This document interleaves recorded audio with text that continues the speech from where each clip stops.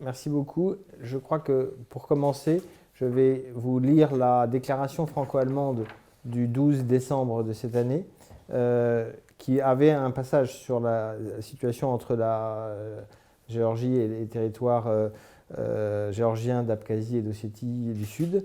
Donc cette déclaration franco-allemande disait à la suite des discussions récentes portant sur l'intégration économique accrue de la région sécessionniste d'Abkhazie avec la Fédération de Russie, nous réaffirmons notre ferme soutien à l'intégrité territoriale et à la souveraineté de la Géorgie à l'intérieur de ses frontières internationalement reconnues. Et nous rappelons que toutes les parties, y compris la Russie, doivent mettre en œuvre dans sa totalité l'accord de cessez-le-feu négocié par l'Union européenne le 12 août 2008 et parvenir à des résultats concrets dans le cadre des négociations internationales de Genève.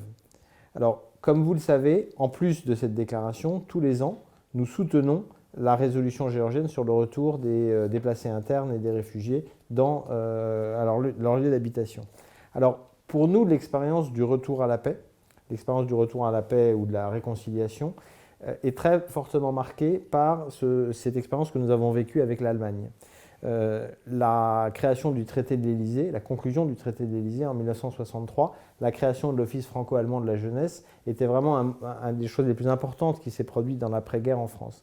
Pourquoi ? Parce que la réconciliation, ça se construit d'abord avec la jeunesse.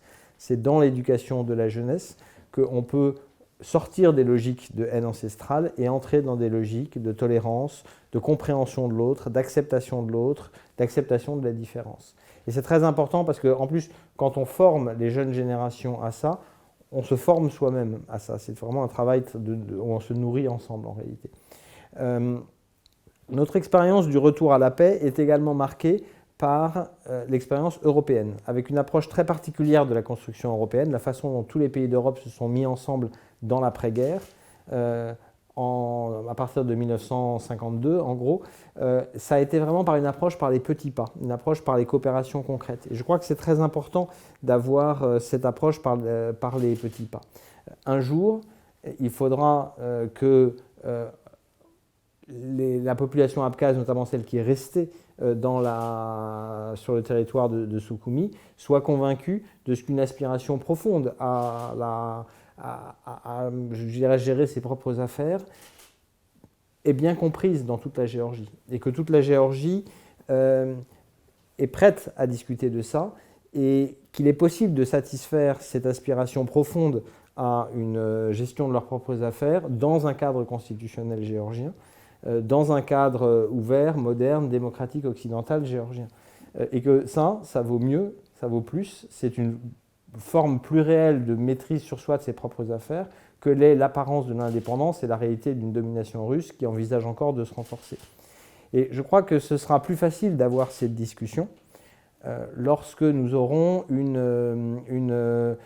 des populations qui se connaissent, qui ont travaillé ensemble, qui ont fait des choses ensemble, qui ont construit peu à peu la confiance, plutôt qu'avec des gens qui ne se connaissent pas.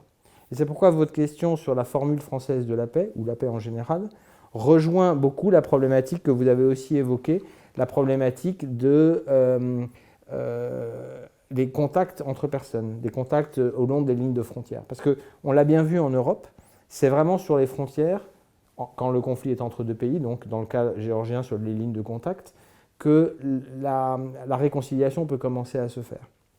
En Europe, c'est passé par la liberté de circulation des personnes, par la façon dont les sociétés civiles ont travaillé ensemble et par la façon dont l'état de droit et les institutions démocratiques se sont consolidées. Donc la consolidation des institutions démocratiques, ça dépasse la problématique des lignes de contact, c'est pour toute la Géorgie, mais c'est notamment vrai dans les lignes de contact. C'est important qu'il y ait la démocratie locale, qu'il y ait l'état de droit, qu'il y ait